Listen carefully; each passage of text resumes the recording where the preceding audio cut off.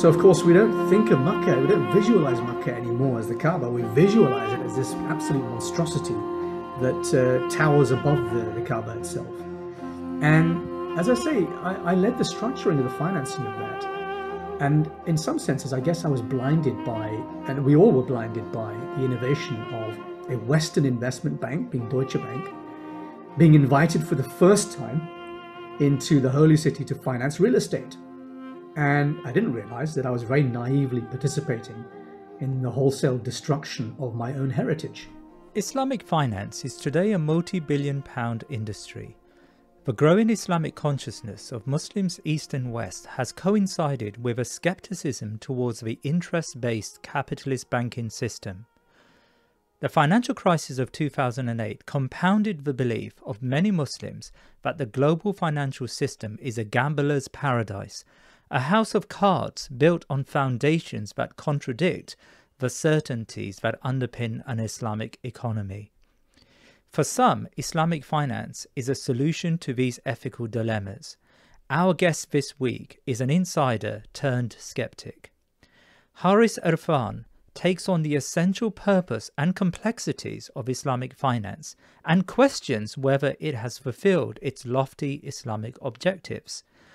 Harris is the author of Heaven's Bankers Inside the Hidden World of Islamic Finance, a detailed and insightful book exploring the Islamic finance industry's internal machinations and contentions.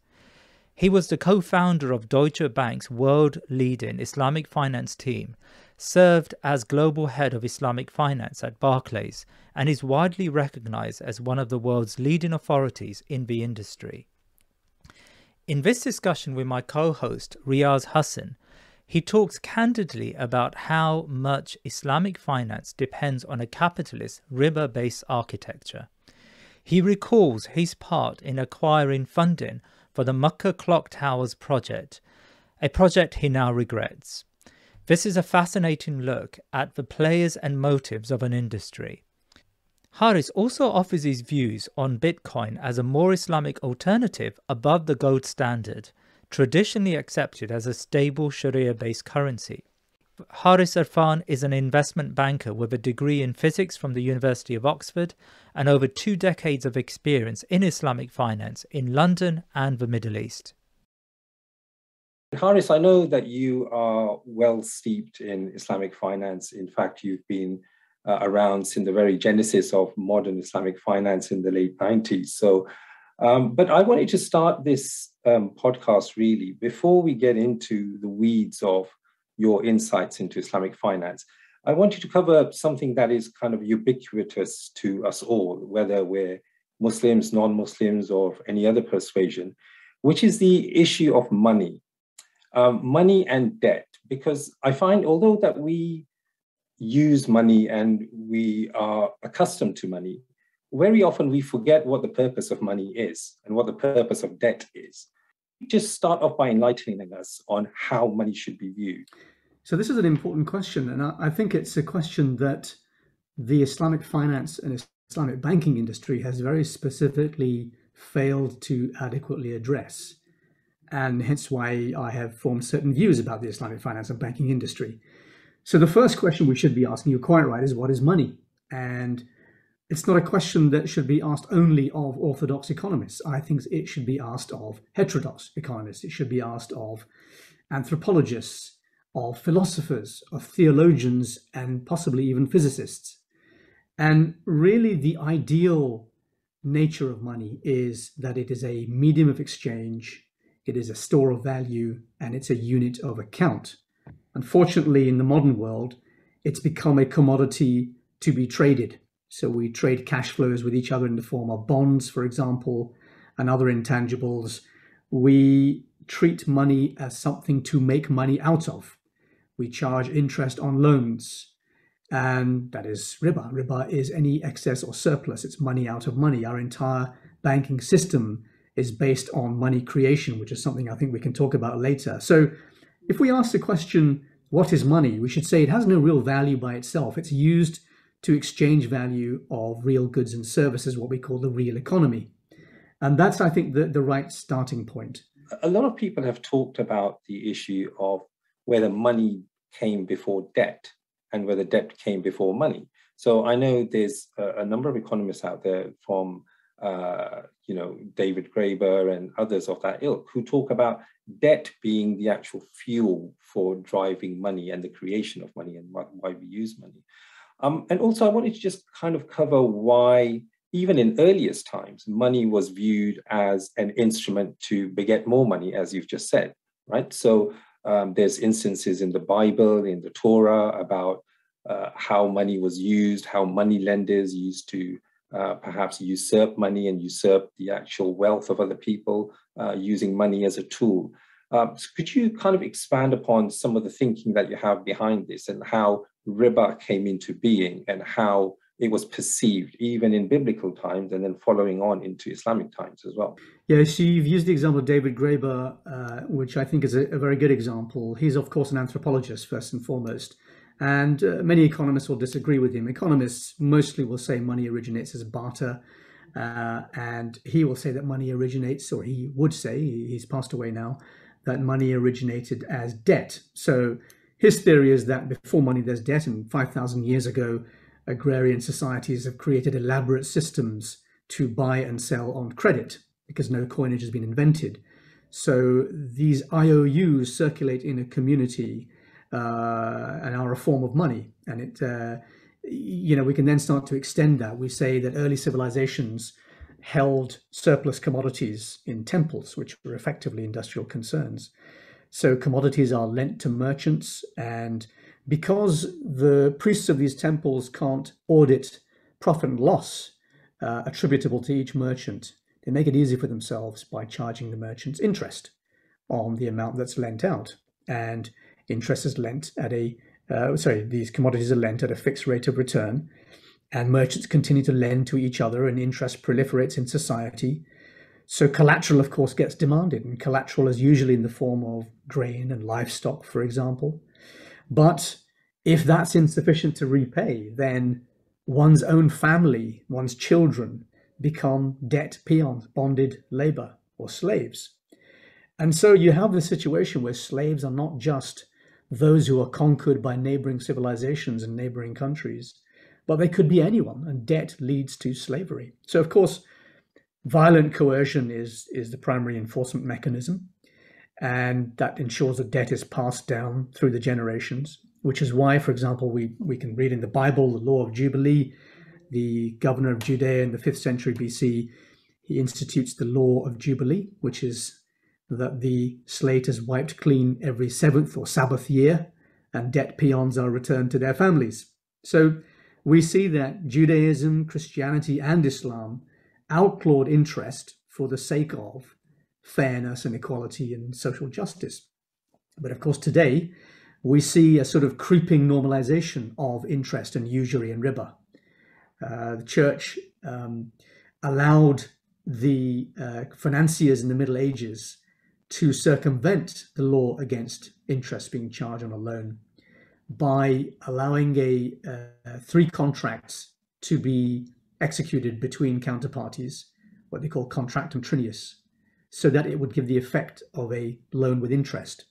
And today in the Islamic finance industry, we see a similar event taking place, which is the creation of this synthetic contractual structure called organized tawarruq. Sometimes it's referred to as commodity murabaha, which is essentially also a synthetic proxy for a loan with interest. And it is offered by Islamic banks. I can't remember the stats. It might be something like 95% of all of the Islamic banks' activities are conducted through the tawarruq or commodity murabaha, which, as I say, is essentially a very synthetic transaction. That is, of course, because they operate within a system, a monetary system, which requires them to create money from the act of credit creation. And again, that's a fairly complex topic that hopefully will unfold. You've come on to an area of interest now, which is a bit more contemporaneous in terms of the financialization of society as such that we see today, or the over-financialization of society.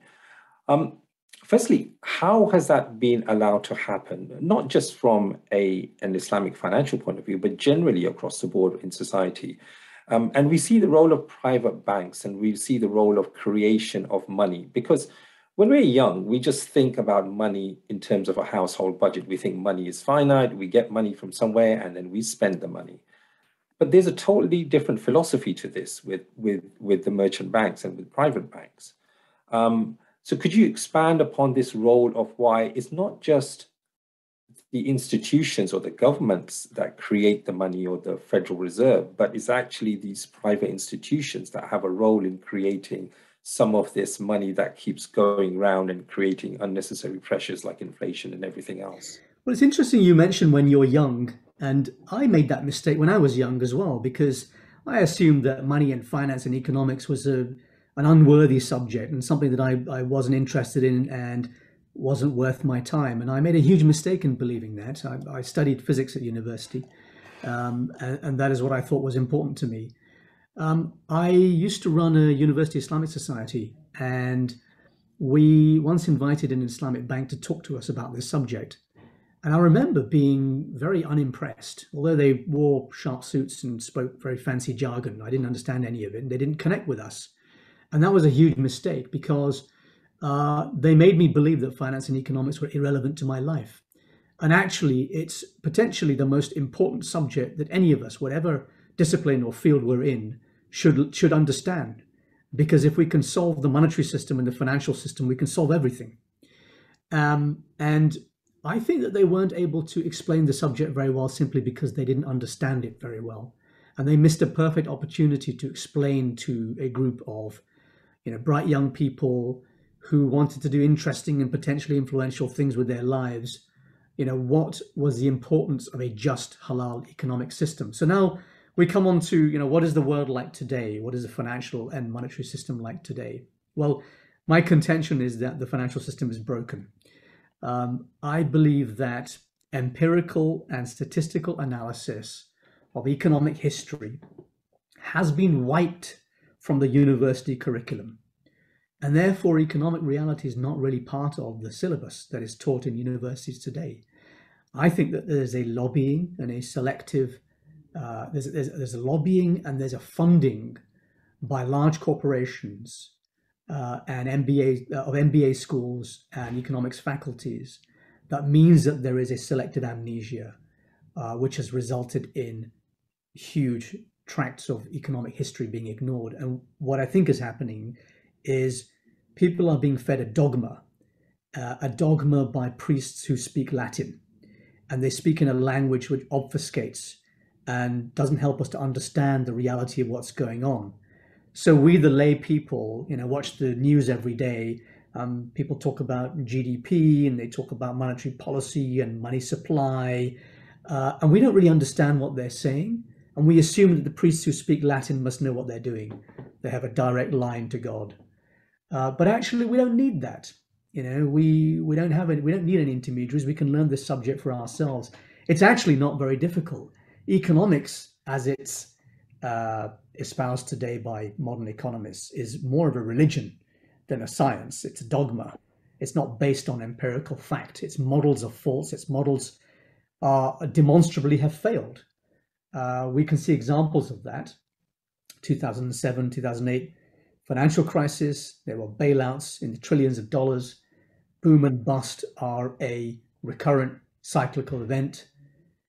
We often contend, society contends that the fault must lie with the managers of the monetary system and the financial system. But my contention, it's the system itself which is at fault. We can change the managers as much as we like. The end result, we're still going to get to the same point because our incentives are inherently flawed. I think that government and central bank policy has been consistently ineffective. The financial crisis of 2007, 2008 is a perfect example of that. Also, the late 1980s in the United Kingdom, higher interest rates did not curb the money supply and did not reduce inflation, as the economists told us it would. So as I say, the logical conclusion is the fault lies with the system. And what we see is a dogma that preaches financialization of the economy. GDP, gross domestic product, is the primary measure of human progress and therefore has led to an unbridled pursuit of profit. And governments and corporations make decisions that yield short-term benefit but a long-term loss. What is happening is our exchange value increases, that's GDP, but our experiential value decreases. The example that's used by a Greek economist called Yanis Varoufakis is the example of a forest fire. So when a forest fire takes place, GDP goes up, exchange value goes up because you're paying for fuel and firemen's wages, for equipment and transport to get to the fire, but you're reducing experiential value. There's no forest anymore, and you've reduced environmental value. So it's a bit strange, that neoclassical economics has established a framework for measuring our progress and for valuation methodologies, such as what they call discounted cash flow, which prioritizes short-term gains over long-term sustainability. And in extremis, for example, it would lead to desertification of a land rather than long-term sustainable farming. So it's not really based in reality. It constructs false models, and hence why I use the term priests speaking Latin, because it's almost as if they deliberately don't want us to understand what's going on. And I'll often bring this subject back to the subject of money itself, of money supply. Fiat money is money that is decreed to be so by the government. So dollars, pounds, euro, yen are all types of fiat money. And central banks have control of the supply of fiat money. They can manipulate that supply. They can print more of it. It's a colloquial term. They don't literally print more of it. There's methods by which they do that, and we can talk about that later. And that helps them to deal with economic crises, these boom-bust cycles. It also allows banks to operate what's called a fractional reserve system, which means that they can create new money through the act of lending. So every pound that you deposit in the bank, they're allowed to lend more than £1, typically about £10. So they've created 9 new pounds whenever you deposit money. Now, that seems to me against all common sense, and yet we accept that that's the way the monetary and financial system works. And that has allowed a culture of what I call high time preference. This is the borrow, spend, consume model. And there's a professor called Professor Safa Tower who talks about hard money versus unsound money, sound money versus unsound money. And he describes the modern fiat business model as follows. Number one, you find anything to sell, even at a loss, doesn't matter. Number two, you borrow from a central bank at 2%, a very low interest rate. Number three, you give a credit card to consumers at 20%, a very high interest rate.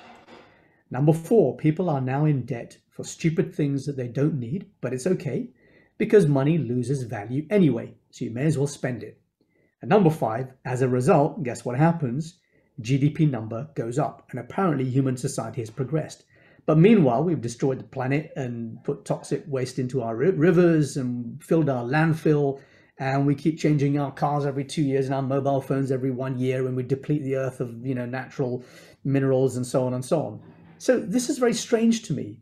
This false incentive that has been created by the borrow, spend, consume model, which is caused by fiat money, has led to a world defined by GDP. It measures the exchange value of goods, not experiential value of our lives. It doesn't measure literacy and mental health and divorce and suicide rates and environmental pollution.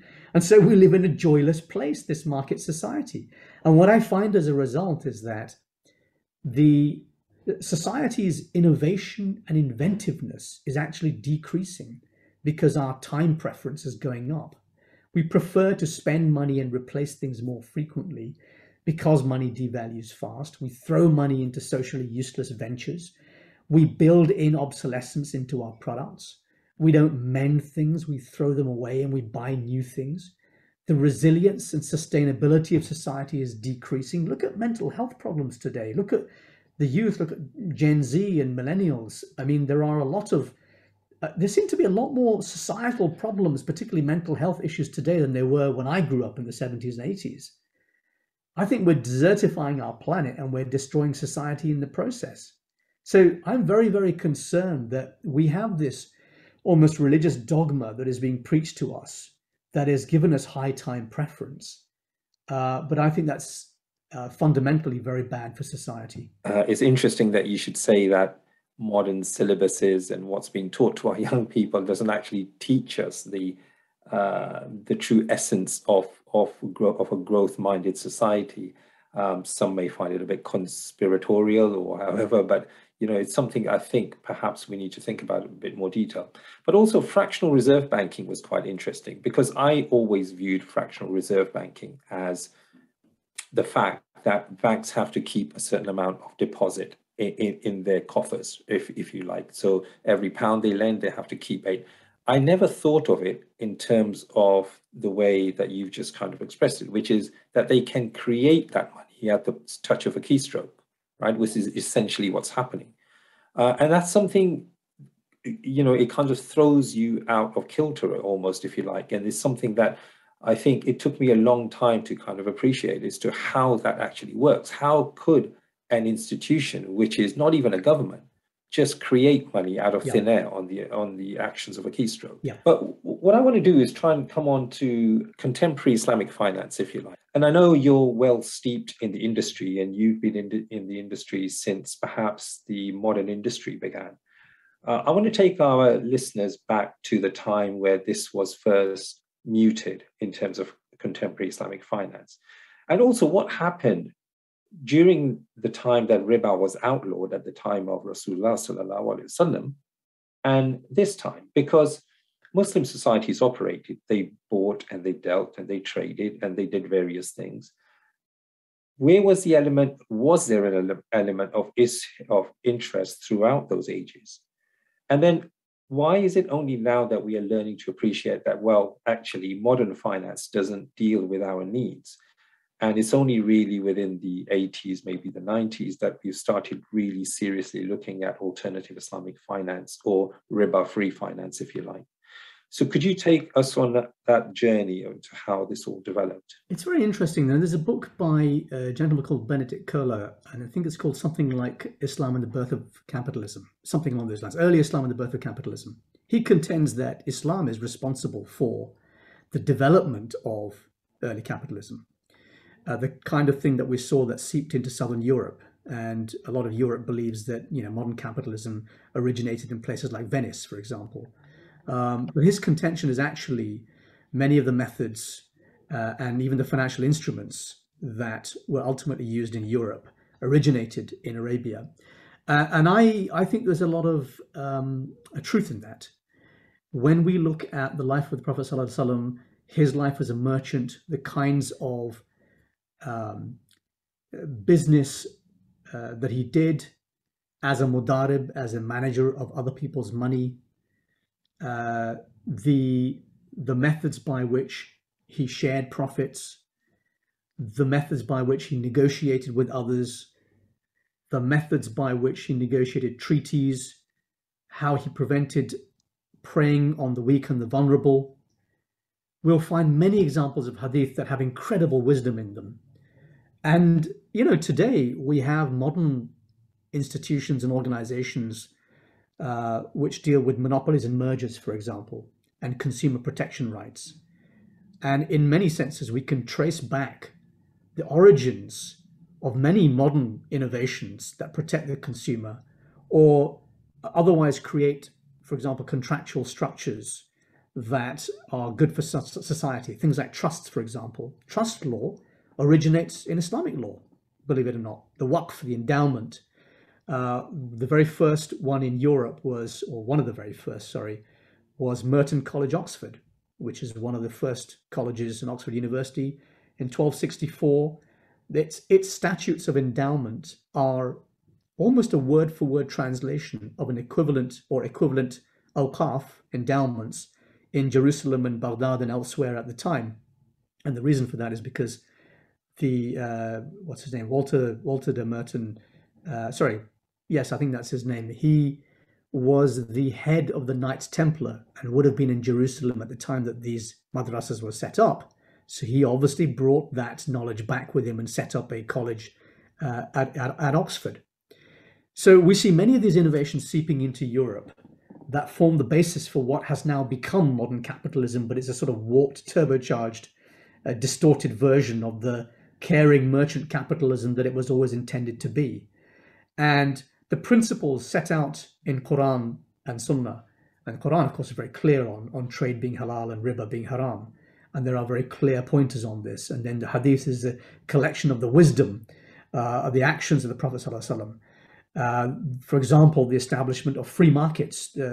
People asked him whether he would fix the prices of certain commodities because prices were rising too fast.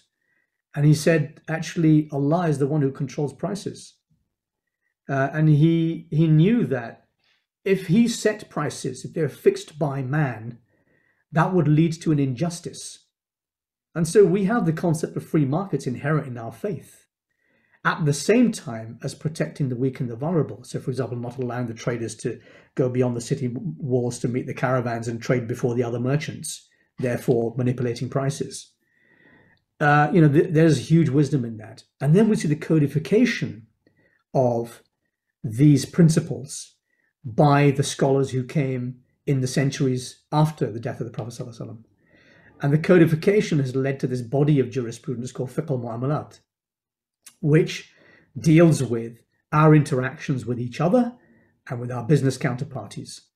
And in Islam, there's no concept of, it's not personal, it's only business. There's no such concept as that. Everything we do in business is personal. Our morality is at stake every time we do business with somebody else. We can't justify bad behavior just because it was business. That's part of our inherent moral character. So these are the principles upon which the Islamic finance industry started, the modern Islamic finance industry, which I would say started around 1963, which was the Mitghamar experiment. So this is a town about 80 miles from Cairo. And in 1963, a famous economist set up an experiment. It was a sort of a social bank, which took in deposits from local people and invested those deposits in local industry.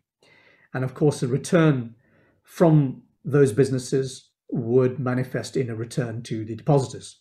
So it was a true form of risk sharing, and later on became a social bank. Then what happened by about 1975, there was the establishment of the first large Islamic bank, commercial bank called Dubai Islamic Bank, and at the same time, the Islamic Development Bank, which was a multilateral. And now at last, you see the commercialization of this experiment. So for the first, I'd say 10, 20, maybe even 30 years, Islamic finance was somewhat experimental and started to become commercial, but remained parochial, unsophisticated, expensive. And it took probably up to about the mid-90s, perhaps the late 90s, when HSBC came on the scene, to really grow it into a global industry. And actually, I was invited to a little evening soiree in the city of London in 1996 by someone called Iqbal Khan, who was then the head of, had just started an Islamic division at HSBC, which was to be called HSBC Amana. And he invited a very famous scholar called Sheikh Nizam Yaqubi. And during that evening, I learned what it was to create a Sharia-compliant financial system, how these products might work, what benefit there was to society if we had products like this. And that evening set me on a path to discovering more about Islamic finance. So when I eventually transitioned from my career in conventional investment banking, I moved to Dubai in 2001 with Deutsche Bank. And a lot of clients came to us and said, well, it's wonderful you're here, Deutsche Bank. I was the first banker on the ground in Dubai. It's wonderful you're here, but can you do these deals on a Sharia compliant basis? And being investment bankers, we kind of blagged our way and said, yes, sure we can. But of course, we'd never done this stuff before. So we learned at the feet of the scholars. And probably the most famous of those was Sheikh Hussein Hamid Hassan, who was in many senses the grandfather of the modern Islamic finance industry. And we created some incredible techniques that had never been done before, and created some products that had never been thought of before, and pushed some real innovation into the market. And for a couple of years, we had 100% market share because nobody had ever seen anything like this before. And it was a very profitable time. But of course, all good things come to an end. And even though we had managed to invent an entire segment of this new Islamic finance market, the products that we had and the techniques that we had invented came to be abused by the industry, including by our own bank. And as a result, things started falling apart. And I'm happy to talk about that a little bit if you think it's interesting. I think, Harris, you've given us a good synopsis on where the industry was and how it's developed till the present times. One thing that often intrigues me is, especially about banks that are claimed to be Islamic, is the fact of how are they capitalized? Where does their money come from in order to lend to us, right? So is it our deposits that go into, for example, HSBC Amana, that they then kind of pool and then lend out as parcels or as mortgages to other people? Is it the fact that they create their money from somewhere else, or are they just imitating the way Western banks normally operate, which is to create money from a keystroke? That being one thing. The other thing I wanted to kind of explain to our audience is an Islamic bank, the face that we see of an Islamic bank is just the retail element, which is how we get our Islamic mortgages or how we get our Islamic investment products. But there's a whole other arm of Islamic banking, which is about financing big deals or corporate finance, if you want. So could you just explain how that operates within a contemporary Islamic bank? At one time, I thought it was possible to have an Islamic banking and finance system that upheld maqasid al-Sharia and was a force for good. I thought it was possible to have technically excellent Muslims, ideologically aligned, doing extraordinary things and still being highly profitable. And then, as I said, at Deutsche Bank, we created this new market. We developed all these techniques, and then we invented a technique which was called the double wa'ad total return swap, which was a black box to replicate the returns of any financial instrument in a Sharia compliant manner. And it became our Manhattan Project. The Manhattan Project was the creation of the atomic bomb before Hitler. The Allied scientists gathered in Los Alamos and they split the atom, and the energy they released had to be used wisely. And ultimately, an aggressive sales culture at these investment banks destroyed the market for these products. And at that point, the veil was lifted for me, and I started to understand a little bit more deeply what was going on here. So how are Islamic banks capitalized? Let's come back to that question. Well, you're quite right. Our deposits work in the same way as the deposits in a conventional bank. Now, you may say, well, hang on. So if I put £1 into such and such Islamic bank, and they can lend out £9 of new money against that pound, they've created 9 new pounds? Yes, they have, because they operate within the same regulatory and legislative system that the conventional banks operate. They don't have any special passes there, and they are required to do so by the regulations. So they engage in money creation just like any other conventional bank. And it's at that point that you think, well, all this time that I've spent trying to create these very fancy contractual structures, which themselves are based on Sharia and are Sharia compliant, it doesn't really matter how Sharia compliant the veneer is if the framework underneath it is still the traditional fractional reserve banking system, because that is money creation. It's money out of money, which is the definition of riba, and therefore that must be haram. So once you realize that point, you have to also realize that there's something fundamentally not right about Islamic banking or the Islamic finance industry in a wider sense operating on this same framework. And maybe we need to change that framework. You then asked a question about retail versus corporate investment banking. So as retail customers, we would walk into our high street bank and we open checking accounts and savings accounts, and we take a mortgage, and perhaps there are other products that these banks offer us.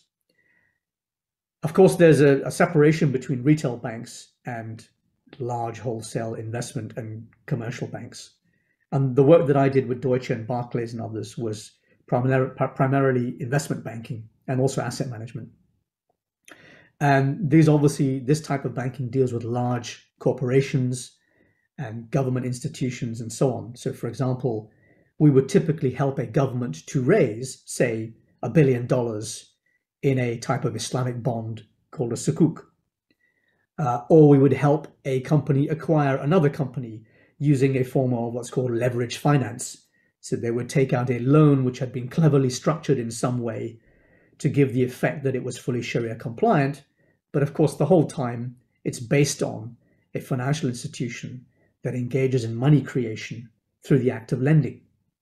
So no matter how hard we try within the existing system to create fancy contractual structures that are Sharia compliant themselves, we may be trying to meet the letter of the law, the letter of Sharia, but we're not meeting the spirit of Sharia. And in fact, this led to one example of a debate within the industry was when we created this black box technology that allowed us to replicate the returns of any financial instrument in a supposedly Sharia compliant format. This was a failure to adhere to the spirit of the law, and it led to a very public spat between Sheikh Hussein Hamid Hassan, who was, of course, the chief architect of Deutsche Bank's Islamic Finance division, and Sheikh Yusuf de Lorenzo, who called it the Doomsday Fatwa. And there are, as I say, other parallels with historical attempts to circumvent religious law, such as the Contractum Trinius and the Tawarruq that I mentioned earlier. I think what you're essentially trying to say also is that somehow the means are kind of contaminating the ends that we're seeking from this whole project here, which is an interesting thought to kind of assess, actually, because we as people on the street just see the end product, right? We see the end product in terms of, us trying to abide by a riba-free transactions and so forth. But I just want to go back to your investment banking days, because you mentioned a very interesting incident or an interesting project that you're working on, which is the Makkah Towers, which I presume everybody who's been on Umrah and on Hajj has seen, the gigantic clock tower that sits aside the Haram, which most people think is a gross travesty against the whole sanctity of the Haram, if you like. But you were actually involved in the financing of that project, right? So what are your thoughts now, looking back on the whole experience of why you did that in the first place and what it has led to and what kind of impacts that it's had on our Ummah moving forward? It's a very interesting point. In 2002, I led the structuring, which is a form of financial engineering, of the financing of Safa Tower, which is one of the 7 towers that you'll see. Often when I do lectures about this subject, I'll show a picture of Makkah. And in this picture, you'll see this enormous clock tower and these surrounding towers. And then right in the center of the picture is this tiny little black dot. And that tiny little black dot is the Kaaba. So, of course, we don't think of Makkah, we don't visualize Makkah anymore as the Kaaba. We visualize it as this absolute monstrosity that towers above the Kaaba itself. And as I say, I led the structuring of the financing of that. And in some senses, I guess I was blinded by, and we all were blinded by, the innovation of a Western investment bank, being Deutsche Bank, being invited for the first time into the holy city to finance real estate. And I didn't realize that I was very naively participating in the wholesale destruction of my own heritage, the detonation of historic sites in surrounding mountains into billions of pebbles. And again, the team that I was working in observed the letter of the law by designing contractual structures that met the technicalities of fiqh al-mu'amalat, but we failed to observe the spirit.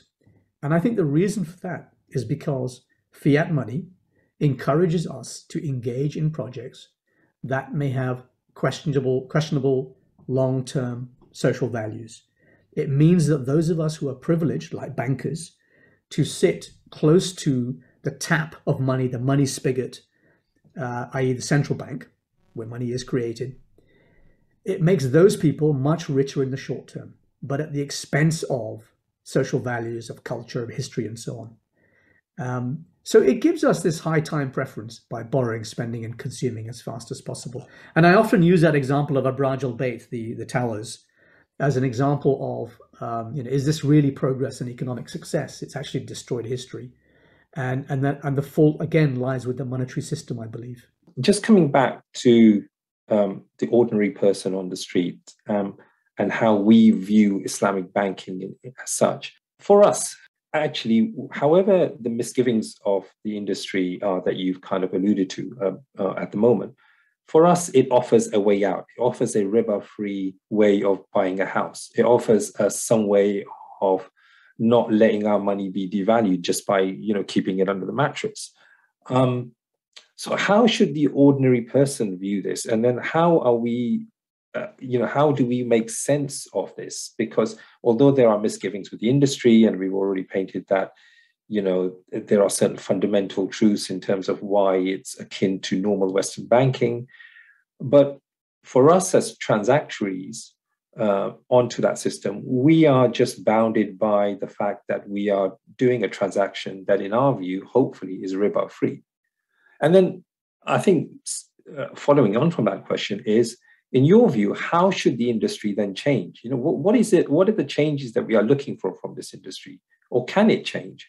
Does it matter that the fact, wherever they source their money from, does it matter to us in terms of us getting that halal mortgage for us ourselves? Yeah, well, that's a really challenging question, and I'm going to do my best. But we could talk about this for days. Because the other thing I've noticed also is that there's only 2% of market penetration for halal mortgages, especially in the UK. And that's extremely low. I thought that was going to be a lot higher. So, what are we doing? Where are we going? So on this subject, I'm afraid I'm going to demonstrate some cognitive dissonance at the risk of being called a hypocrite. On the one hand, I know that the framework that underpins Islamic banking is inherently non-Islamic because it involves creation of money out of money. And yet, on the other hand, I encourage people to use the Islamic finance industry because it's all we've got for the time being. And also, there are a lot of Muslims employed in that industry. And perhaps the more Muslims who are aligned in a particular way there are in that industry and can influence it, perhaps the greater the chance for real reform. So I do often say to people, if you want to get a mortgage or a savings account or whatever, I tend to champion the Islamic finance industry and the Islamic banking industry. I say, look, in some ways, in some senses, it's better the devil you know. Yes, the framework is not halal. But I suppose in a similar way, if you live in a country where an animal is required to be stunned before being slaughtered, and a halal certification in that country allows you to eat the meat as being halal, even though it was stunned because the law demands it, then to some degree, scholars have said, well, I guess that's acceptable then, because there's nothing you can do about that. And it's the best of a bad situation. And I guess a similar sort of logic can be applied to Islamic banks. I have an Islamic bank account, my family does. I use their products. I have to say that I'm not very happy in many ways, and I'm happy to discuss that in more detail. But that is what I do, and I try to encourage Muslims also. And I completely understand. I have a good friend in the industry who is very vocal and against Islamic banks because he sees it as a form of hypocrisy, and I greatly respect him for that position. And he refuses to touch them. But I have a slightly different view on that. I would like to see it reformed, and I would like to see Muslims take charge of that. You mentioned the 2% penetration rate. That's the UK industry is a total disaster. So only 2% of British Muslim households are serviced by the UK Islamic banks, and one in particular, the largest British Islamic bank. And I believe the reason for that, and by the way, the British Islamic banks have made a £200 million loss over 15 years, despite a near monopoly position and very favorable market conditions. So why is that? Well, the first reason that I point to is that all 5 CEOs of the British Islamic banks are non-Muslim conventional bankers. They don't buy Sharia compliant products for their own portfolios. They hire people in their own mold. There is, frankly, very little cultural affinity and alignment with the people that they serve. There's no detailed technical understanding of fiqh al-mu'amalat. There are no deep existing networks within the Islamic industry or the Islamic community. So it's no wonder to me that they don't understand their customer base, and they have a 2% penetration rate and huge losses over 15 years. So how do we reform this? Well, there's two ways we can reform this. Either we can convince shareholders that they should be appointing management who represent the people they serve. And there's plenty of those with very strong technical ability, by the way. It's not that these people don't exist. I think it would be pretty straightforward for me to set up such a team. But it's not going to happen because the shareholders are typically Gulf, ultra high net worths, and institutional investors who like having a certain type of leader in place. And I don't want to say too much more than that because then I get accused of all sorts of things. But there's this idea of what a leader should be. And unfortunately, it's not a leader who looks like me or you, no matter what our technical background. So I think that that's a key reason why there's a problem, because there is a sort of perverse incentive within the industry to appoint these leaders who don't actually represent their customers. So the ownership and management of Islamic banks should be in the hands of those who care about maqasid al-Sharia. That's the first thing. However, there's an alternative, more radical solution. If all that's going to happen is that we end up having managers of those businesses who are still operating within this fractional reserve banking system and are therefore not really moving the needle on what the industry should be doing and should be lobbying for, I think there's a more radical solution. And I think that radical solution starts with non-bank financial intermediaries. And I talk regularly to what I call Islamic fintechs, financial technology firms, who are typically small, early stage companies who are technology focused, who are providing a financial service through technology. And sometimes many of us will use apps on our mobile phone, like Revolut and Monzo, for example, to provide mobile banking services. And it's basically an Islamic version of that. That's one solution, but there's an even more radical solution, which is to tear up the rule book. Regarding cryptocurrencies and Bitcoin in particular, and your view on the fact that Bitcoin should be looked at as an alternative currency standard. Now, I think that there's a number of things to unpick here. Firstly, there's the issue of the legitimacy of something like Bitcoin in an Islamic sense, if you like. There have been various fatwas and there have been various opinions on social media, on more credible sites, on big name scholars, small name scholars regarding this issue because of the publicity that's received since 2000 and maybe 17, 18. And then there's the issue about why do we need a new currency standard? Whereas always the debate has been around gold or a bimetallic standard versus fiat currencies. And there are strong opinions regarding the gold and bimetallic standards. And some Muslim scholars do have opinions regarding the fiat standard as well. But here you seem to have introduced a third dimension into the mix, which is not common, let's say, amongst the majority of scholars or opinion makers on this front.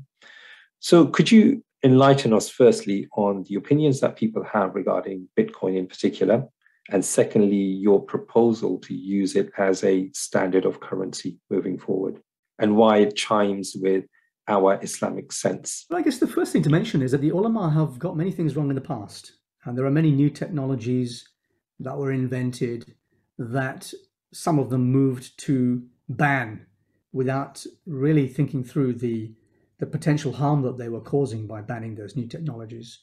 And examples of those are taps, faucets for water, whether it was permissible to use them for wudu. Another example, which is hotly contested, by the way, is the printing press. So many Muslims will say, no, the scholars didn't ban that. It was banned at some point by the rulers. But there is some evidence to show that the scholars supported that in certain cases. The telegraph, televisions, loudspeakers, and now cryptocurrencies. What I'm finding about the fatwa in relation to cryptocurrencies is that many of those that forbid trading or investing in or exchanging cryptocurrencies make fundamental errors in their understanding of either the cryptocurrency itself or the global financial and monetary system. And many of these fatwa are issued by scholars who might have a great social media standing, they might have a huge following, they might be hugely respected in their fields, but they are not necessarily experts in this particular matter. And nor have they consulted extensively with individuals who are experts in this particular matter. And personally, I have come to the conclusion that Bitcoin, and I'm not talking about crypto in general, I'm only talking about Bitcoin, that Bitcoin is the most Sharia compliant form of money ever invented. That's my position. So let me talk about that a little bit. And you mentioned the gold standard. Well, let's take a little bit of a step back. I remember that I was in a lecture, I was delivering a lecture in 2017, and somebody in the audience asked me, what do you think about Bitcoin? And I had no idea what it was. So I went away and I researched it. But I'd heard of it, but I wasn't sure what it was about. And it struck me that it had characteristics that made it potentially superior to gold as a store of value, and even perhaps as a medium of exchange, which is why I now believe that it's better than gold. So let's look at periods of human history when gold was a global standard. The Islamic Golden Age is a perfect example. We had 700 years of Golden Age defined by a single currency that was globally used. Whenever we have seen ages of man in which gold was a global reserve currency, trade has been borderless and fluid. We've had minimal tariffs and restrictions. There's periods of political and economic stability. There is scientific and creative progress because mankind has room to entertain higher pursuits.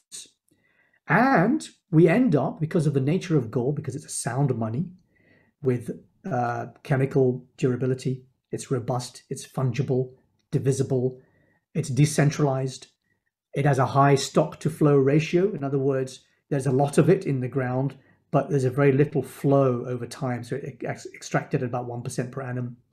All of these characteristics give it a sound, what we make it what we call a sound money. And sound money always results in low time preference, a state of mind, a human state of mind, which leads to deferred gratification investing in our future, which is something that's very Islamic. We believe in sabr, in patience. We discipline our nafs, our ego. We train ourselves during Ramadan. We believe that our physical, our mental health is important to us, our spiritual health. And when we create time for ourselves, we have time and space for higher pursuits. Now, of course, human beings have very high time preference. We borrow a lot. We have massive personal debt. Households have, 2 jobs minimum. We live to service our debt. And this is because financial institutions are incentivized to lend as much cheap money as possible. So the characteristics of sound money encourage deferred gratification. And I believe that a sound money has to incentivize this behavior. And gold did that once upon a time. And gold was the traditional money of Islam, hence why many scholars refer to it and say, only gold can be the money of Islam. Well, actually, there's nowhere in fiqh, nowhere in Sharia that tells us that only gold can be money. Money can actually be anything that we want it to be if the custom of the land, deems it so. But it should have certain characteristics, which I've just described. And therefore, there's no reason why Bitcoin cannot also be a form of money. And sure, today it's not used widely. Of course not. We are little over a decade into a very long project. And therefore, it hasn't quite established that status as a medium of exchange. But it's certainly establishing a status as a store of value. That I'm absolutely positive about. I know many people, including myself, who use it as a store of value. So it certainly fulfills one condition of being a currency, of being a type of money. And therefore, I am personally convinced that it has all of the characteristics and attributes to be deemed a Sharia-compliant form of money. And it incentivizes a lot of activities in human nature that leads to a more just, more fair, more equal society. Okay, so let me try and present a couple of counter-narratives to that point of view, Harris. Firstly, it's a question of when we look at things that are used as a standard, such as the bimetallic gold standard, or even Bitcoin, which is a scarce commodity as well, and which can only be mined in certain quantities over time. The argument often used is that, and I think this is from traditional Keynesian principles, is that when money supply is needed in an economy, for example, in times of pandemic that we've recently been through, in times of war, in times of other natural calamities, that where you need to generate demand in order to make an economy sustain itself, that suddenly that scarce supply becomes a massive disadvantage, and that it restricts the economy in terms of the way it functions. And then also is the control of the supply, really, because who controls this supply? We know that in terms of gold, is it a matter of people or a government, trying to get as much supply as possible and keep it in their coffers in Fort Knox or what have you, or in Bitcoin, the same in your wallets. And then this issue of supply brings us on to another aspect, which is about who controls these exchanges, especially for Bitcoin. So we can see increased regulation of this instrument now, which is in place, with either the central banks who are trying to issue their own form of virtual currency, CBDCs, or with even government regulators who are increasingly putting pressure on these exchanges to behave, as they say, and free itself from other nefarious uses. So how do we then look at your proposal in the light of essentially these two arguments? So let's first of all deal with money supply. And this is a common criticism of Bitcoin and indeed gold, that when there is a crisis, you can't print more of it. Actually, I would contend that one would have much less susceptibility to financial crises and boom-bust cycles if one has a sound money. The less sound money, the more susceptible the economy is to boom-bust cycles. So the fact that we say, oh, well, if you have an infinitely printable money supply, that means you can deal with boom-bust. Well, why do you have the boom-bust in the first place? And I always believe in solving the disease, of preventing the disease in the first place. And I believe that's what sound money does. So that would be my counter argument, that traditionally gold did not lead to these sorts of vicious economic swings. And I believe that a return to a sound money system would do the same. We can't do that with gold anymore, because gold, of course, was expropriated in 1933 by Roosevelt, and is manipulated and is not in control of private citizens anymore. So gold would not be able to fulfill the function of a true global reserve currency, which is sound and decentralized. It would no longer be decentralized. So is there an alternative that is decentralized? Well, I believe Bitcoin is. And you mentioned exchanges. A lot of people blame Bitcoin because exchanges can be hacked, it can be stolen. Things that happen on exchanges can be manipulated. We've seen a collapse in cryptocurrency prices recently because of a couple of things that have happened in the markets. And these are criticisms of the exchanges themselves, but to me are not criticisms of Bitcoin. So exchanges, of course, suffer from the potential that they might not be regulated, and therefore, your money is at risk. There's a famous saying amongst the Bitcoin community, not your keys, not your coins. If you don't hold your own private encryption keys, then you don't hold your own coins. If you have devolved that to an exchange to hold your coins on your behalf, you don't own those coins. So if they are hacked, you may lose them. And I believe in self-custody, and that's one of the beauties of Bitcoin, is that you can have custody of your coins yourself through what's called a cold storage wallet, which is basically like a flash drive, and it stores your private encryption keys, and it allows you to access your Bitcoin, which are stored in a decentralized ledger, what they call the blockchain, a decentralized ledger that is spread throughout the world across millions of nodes. And this is the idea of decentralization, that no one party or no one small group of people control the currency and can manipulate it. And that, I think, is the beauty of a decentralized sound money. And that's why I think it's very essential to human progress. You also mentioned CBDCs, which are central bank digital currencies. So we may have heard of this concept of central banks saying, well, this crypto thing's pretty interesting, and I want my citizens to also have access to digital currency. So what I will do is I'll create a digital version of the dollar or the pound or whatever. And this will be my central bank digital currency issued by the Bank of England, for example. Now, what does that really mean? To me, that means ultra surveillance and ultra control. Because now the government has sight of literally every single transaction that I do, of my movements everywhere. And I do not like that. I don't want the government to have that much control over me. I believe in a separation of state and money. Ideologically, I believe in that. I do not believe that government should have the right to control money or to control me. Sure, there should be laws in place to prevent bad behavior. But my fear is we'll get to a situation where, we'll go to the supermarket to buy whatever it is, meat, let's say, from the butcher. And we'll present our mobile phone to tap against the payment machine. And it says, sorry, you've already consumed a kilogram of meat this month. You can't buy any more. I don't want to have that level of control over my life. And I don't want that level of surveillance. I come from a community, the Muslim community in the UK, that feels set upon, that feels ultra surveilled by the government. We've seen scandals like the Trojan horse hoax, for example. I don't want to be in a position where the government can spy on me even more. And that's the situation that many people in marginalized communities feel. In many parts of the world, which are experiencing political and economic turmoil, in Lebanon, in Gaza, in El Salvador, in Afghanistan, people are turning to Bitcoin as a means of economic freedom.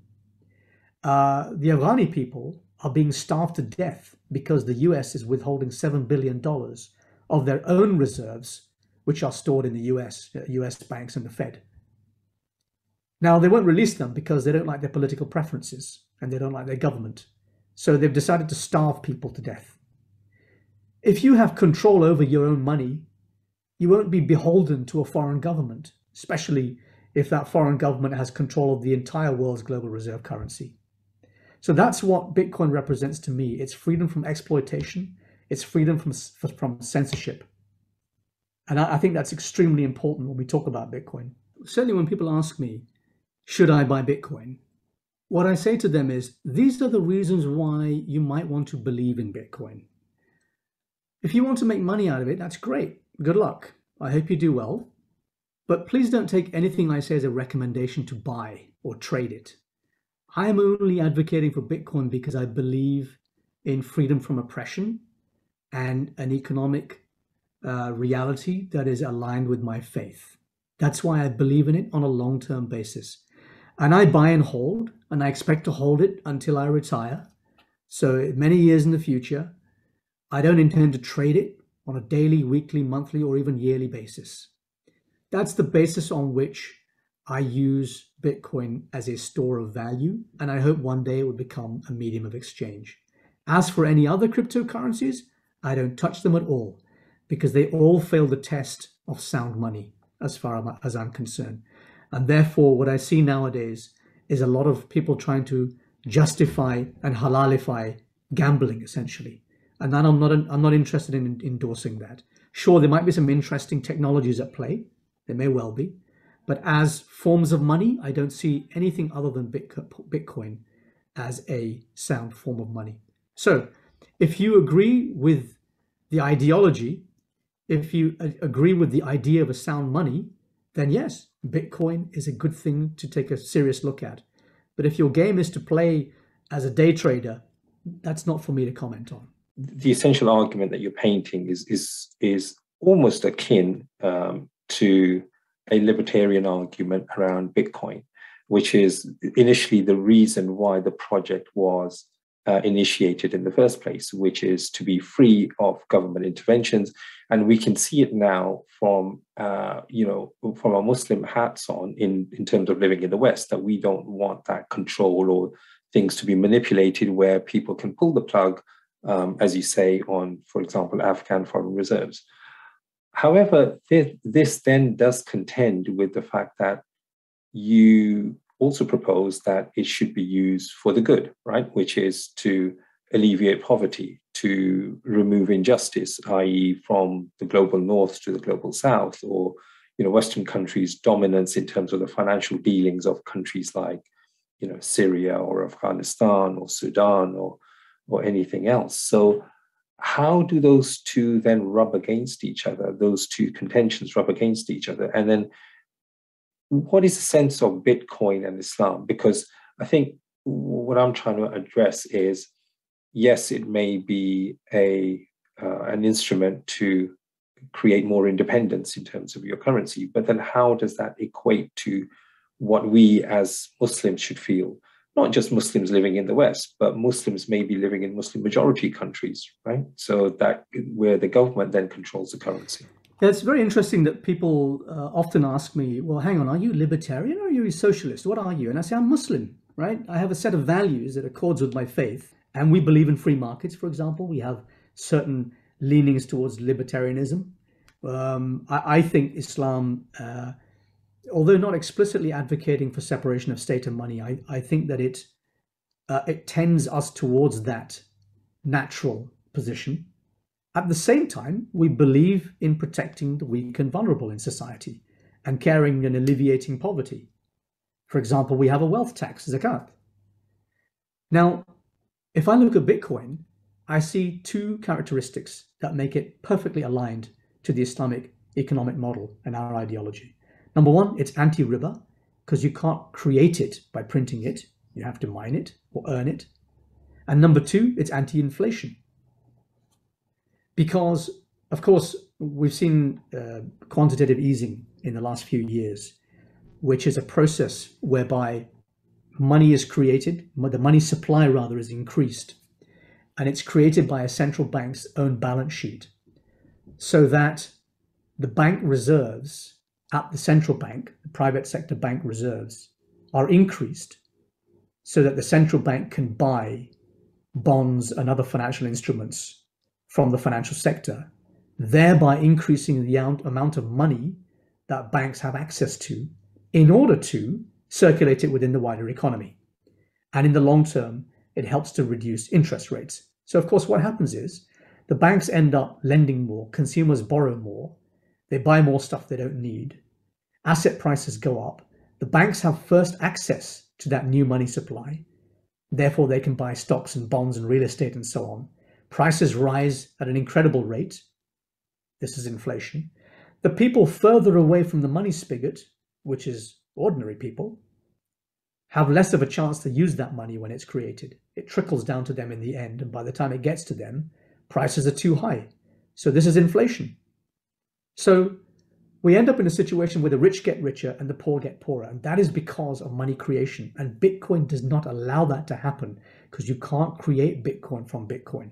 Sure, in a Bitcoin world, we may see institutions that lend at interest, of course, but they can't create new Bitcoin from nothing. And that's the basis of the fractional reserve banking system. And I think it's extremely important that we have a monetary system that fights inflation and riba in such a way. And that's why I think it's almost perfectly aligned with the Islamic economic model. Harris, it's been an absolute pleasure talking to you about a lot of these things. And I'm sure we could go on for another hour if we were allowed to. And thank you very much for having me. I'm almost concerned that if you have me back, I'll have nothing left to say.